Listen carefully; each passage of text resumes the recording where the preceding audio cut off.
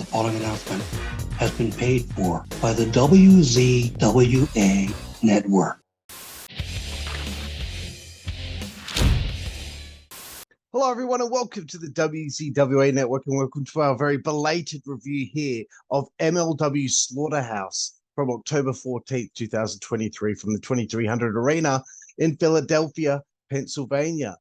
Host, once again, Karlifornia. Great to be with you. I'm not supposed to be reviewing this. I'm not supposed to be here right now. This is literally my last day on my vacation. I leave for the airport in a couple of hours, but last night I had to watch MLW Slaughterhouse from October 14th. It's now in Australia the 24th as I record this, because a certain somebody didn't get their bloody work done whilst I was away. And that's okay. He couldn't help it. But Jooseyboy is supposed to be the MLW guy. And here I am now. I have to go into this cold, not knowing any of the stories going into Slaughterhouse. Anywho, let's get underway. Let's get this done very quickly, okay? Joe Dombrowski and Matt Stryker welcome us to the show, and I'm happy to see it's a 2-hour pay-per-view, brother. Matt Stryker is dressed as Mario, and Joe is dressed as Nails, apparently, because they're celebrating Halloween here, a bit early. Okay, so we start off the show here. Chamber of Horrors match. Yes, seriously. The second gear crew, Mance, Warner, and Matthew Justice take on the calling of Cannonball and Talon. I've never seen Cannonball. I've never seen Talon. I've heard of the calling. I'm aware that Raven is like the leader of this group. And I've seen Mance Warner. I've never seen Matthew Justice though. So, you know, I'm a tourist in Major League Wrestling. So here we go. First of all, I have no idea what is going on because MLW is the only show I haven't been keeping up with. I watch NXT, I watch Impact Wrestling, I watch NXT Level Up, I watch WWE Main Event, I watch NWA Power. That's all I've got time for at the moment during the week. I don't have time for WWE. I am not watching AEW. But maybe I'll give MLW a whirl because I've heard the show's not very long. Anywho, so I was very miffed at the fact that there was a Chamber of Horrors match, but you know what? I think they did a good job here. The cage looked hectic, and also the electric chair was stuck in a corner, one corner of the ring, not like the WCW version where they had the electric chair in the middle of the ring where the wrestlers couldn't do shit.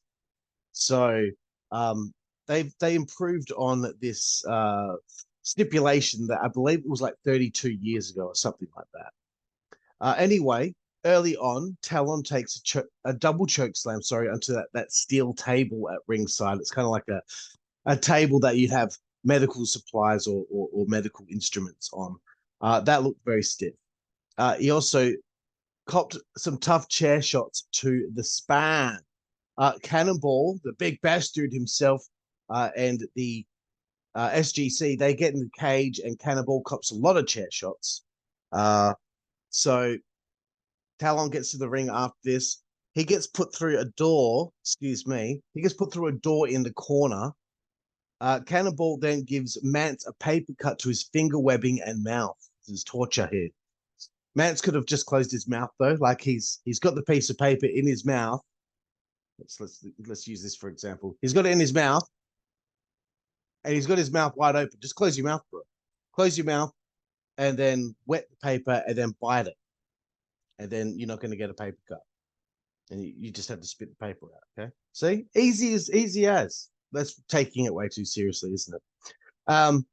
So the calling were just mutilating Warner, and he got put through a door in the corner.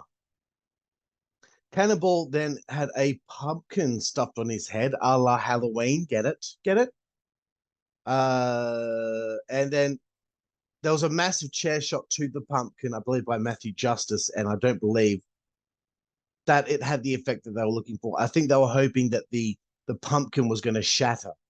Anywho, they put a door on Cannonball in the corner, and then Matthew Justice climbed to the top of the cage on the other side of the ring, like a coast-to-coast like Shane McMahon or a Van Terminator from RVD, except he's on top of the cage.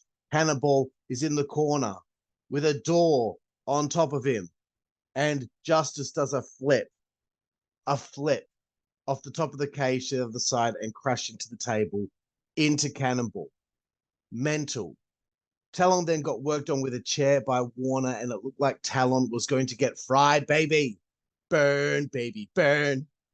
Talon gets fried. He gets stuck in the electric chair, strapped in. The little silver thing was popped on his head. Justice, he pulled down the latch, and then there's all the fireworks, and it looks like he's actually getting electrocuted. Only problem was the little silver thing that's supposed to electrocute you, for most of the time, was not actually touching Talon's head. So what you needed to do was, and this is a really simple thing that I would have told you, it's like, hey, he's going to be moving around in that chair because he's getting electrocuted.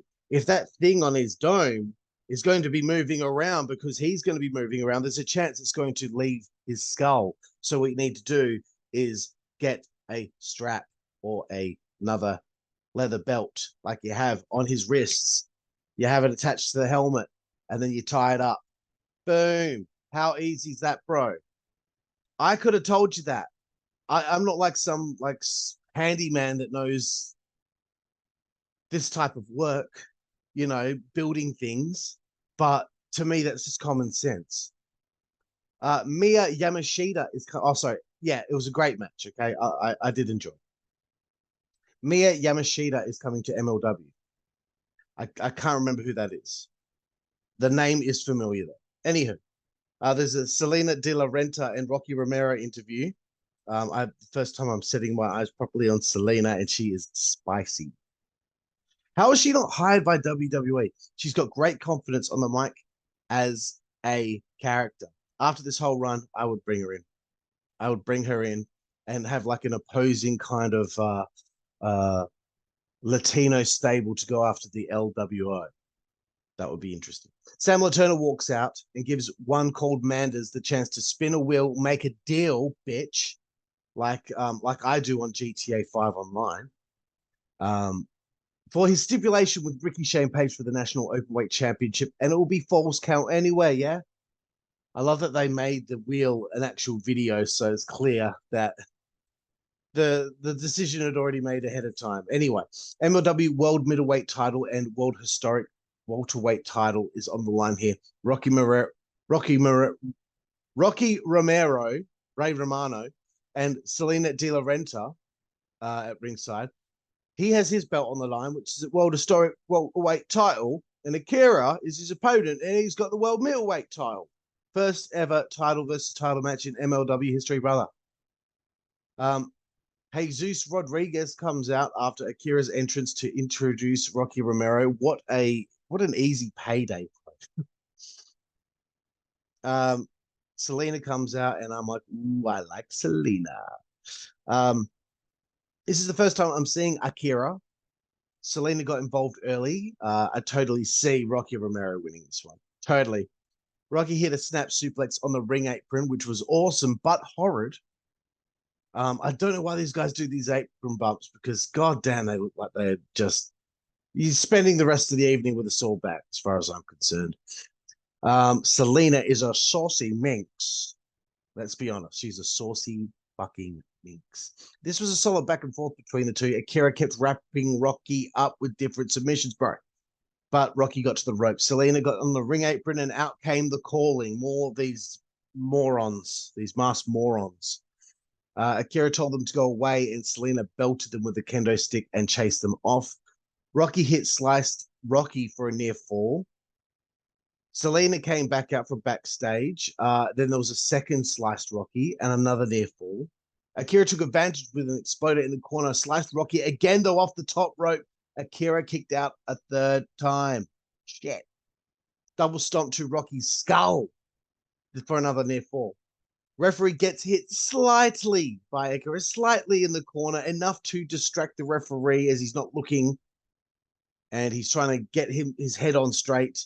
As that happens, oh, Rocky Romero low blows AKIRA right in the dick and balls, and he nails him with whatever it was to win the middleweight championship. So Rocky Romero wins, and Salina de la Renta is very, very happy. Coming up next, MLW National Openweight title, Falls Count Anywhere match, Rickey Shane Page against one called Manders. Manders got nailed during his entrance, and I'm sure Shane must be stoked to be in a company that's on TV and pay-per-view rather than being stuck doing deathmatch tournaments. So congratulations, bro. You have ascended. The calling have been involved in everything on this show so far. RSP was in charge early on, but Manders fought back with gusto, bro. Manders hit a 6 spinebuster into steel chairs. That was the best thing he did in this match.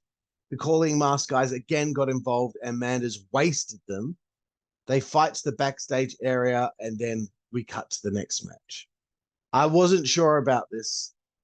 I don't know if the fans really liked it either. So coming up next, the MLW Women's World Featherweight title, Delmi EXO taking on Janai Kai with, again, Salina de la Renta at ringside. Delmi Expo out next, and I remember her from the last pay-per-view. I dig her attitude, bro. As Delmi is in the ring, we cut backstage as the guys are still fighting. Then we cut back to the arena. Janai Kai is the opponent, who comes out with Saucy Salina, and man, Janai Kai is certainly interesting looking. She looks like she's from another planet. It's a chess match to start out. Delmi shouldn't be doing head scissors type maneuvers, though, on somebody who is shorter than her. Rule number 1, anyone out there who's a wrestler, if you are wrestling somebody who is shorter than you, do not do a head scissors takedown on them. It will not work. If it does work, well done. But 95% of the time, it will not work. That's why Sergeant Buddy Lee Parker never took a head scissors takedown, because, come on, it doesn't work that way. You know, Juventud Guerrero doing it to Rey Mysterio, yes, because they're kind of close in height, right? But if there's slight significance in height, don't do it. It's like Dominic Mysterio trying to wrestle like Rey and trying to do a head scissors takedown on somebody slightly shorter than him. It doesn't work. It always comes across clunky. Anyway,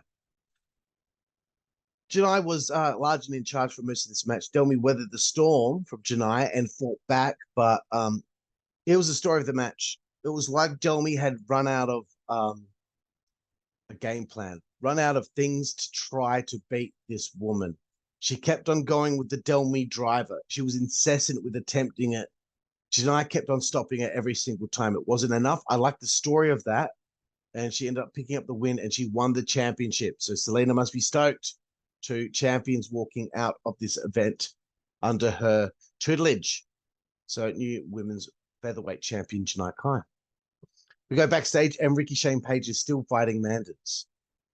No, we don't see it for long, because we cut to the next match. Minoru Suzuki takes on Jacob Fatu. So I thought this should be interesting between these two. As you all know, I just saw Minoru Suzuki wrestle low-key in my city, Perth, Western Australia. If you go on our YouTube channel here, you can find under WZWA Vlogs, our official video blog of the proceedings of the show, where we saw Suzuki and low-key, and it is fantastic. Honestly, it's funny as hell. We're on the beers. Anyway, bit of a stalemate early on between these two. They battle around the place, and Minoru does his classic no-sell shtick. Minoru took the advantage with his submission skills. I did like when Fatu finally got back in the game with that surprise Samoan drop and then the springboard moonsault. After this, it just seemed like it didn't really kick into the next gear. There was a lot of strong style forearm and chop battles. They kind of struck one another back and forth on the outside. It was just kind of a bit of a stalemate for a long time. Then all of a sudden, Suzuki hit that gotch pile driver, and he got a clean win over Jacob Fatu. So it wasn't bad. It's just like it started to build to something, and then it just kind of just stayed stuck in a certain, I don't know, at a certain level, if you know what I'm talking about. It didn't kind of get to a next level. It just kind of stayed until the struggle was over and Suzuki hit that gotch pile driver. So again, we go backstage, and Manders and Ricky Shane Page are fighting inside of the ring truck now. They brawl to the ringside area after this, thank the louder. RSP hit a huge splash off the top rope. And then, okay, this is the one thing that these two did that I hated. Manders put half a pumpkin on Ricky Shane Page's head. And then he went, I don't know what he did, if he went, and he went to do an elbow, and the elbow was so weak, bro. Like, I hope you look back at that and cringe, because it looked fucking shit. It's a small thing, but I looked at that and I'm like, Manders, come on, bro. Come on. Are you fucking kidding me with that shit? Just hit him. Just punch him in the head. He can handle it. It's just a pumpkin. Anyway, RSP went through this wooden plank that was on the diagonal against the ring. Then AKIRA from the calling came out to help RSP, and RSP shoved him into Manders, which was enough of a distraction for RSP to hit the Raven Effect DDT on the concrete floor to retain the championship. It was okay. I just think them splitting it up with them going backstage kind of hurt things. I don't think the fans really enjoyed all of that stuff. I think they just wanted to see the match happen. So still national openweight champion Ricky Shane Page. And then after the match, he shoves AKIRA on his ass.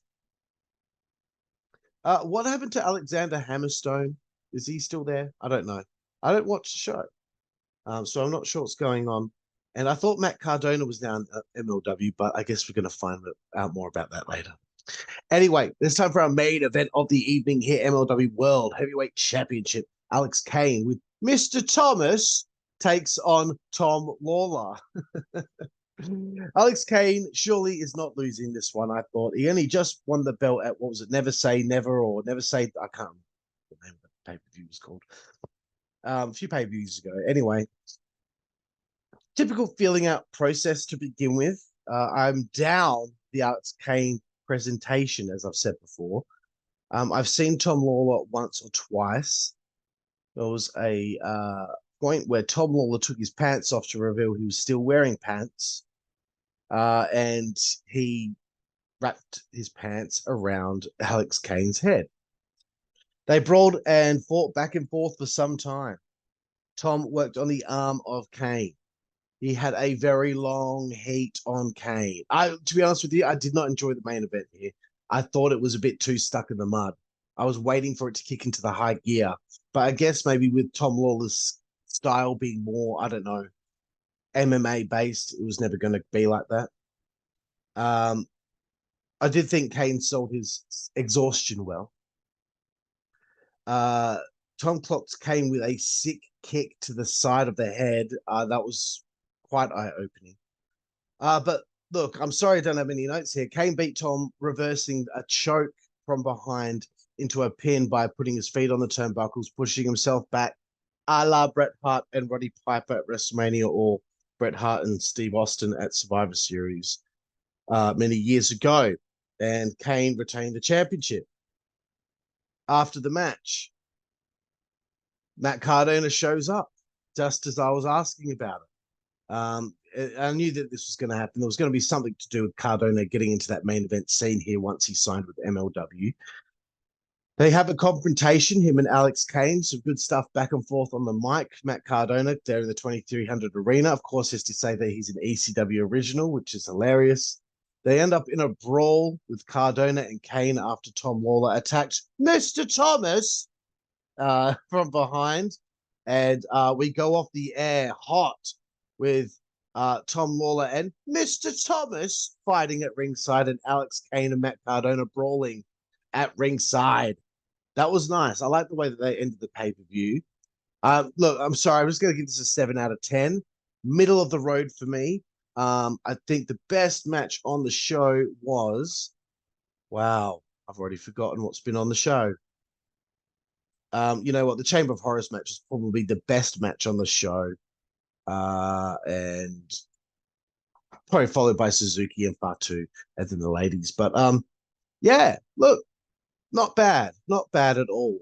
Maybe I will start watching MLW Fusion. I'm not going to review it though. That's Jooseyboy's job on the Slam Society. Yes, for $3 a month, you can check us out on there, where we review NXT, Impact Wrestling, NXT Level Up, WWE Main Event, MLW Fusion with Jooseyboy, and did I say NWA Power? I don't remember. Doesn't matter. But anywho, so yeah, we do that. There's also extra reaction videos on there and little, I guess, special clips or videos from our video game playthroughs that you can see on there that will not be reaching our YouTube channel.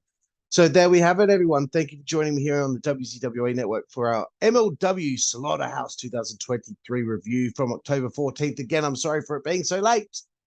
Karlifornia. And we'll see you down the road. Thank you. Network, that's the way we play. Good God Almighty. Network, that's the way we play. Get puppies. Network, that's the way we play. Get. The following announcement has been paid for by the WZWA Network.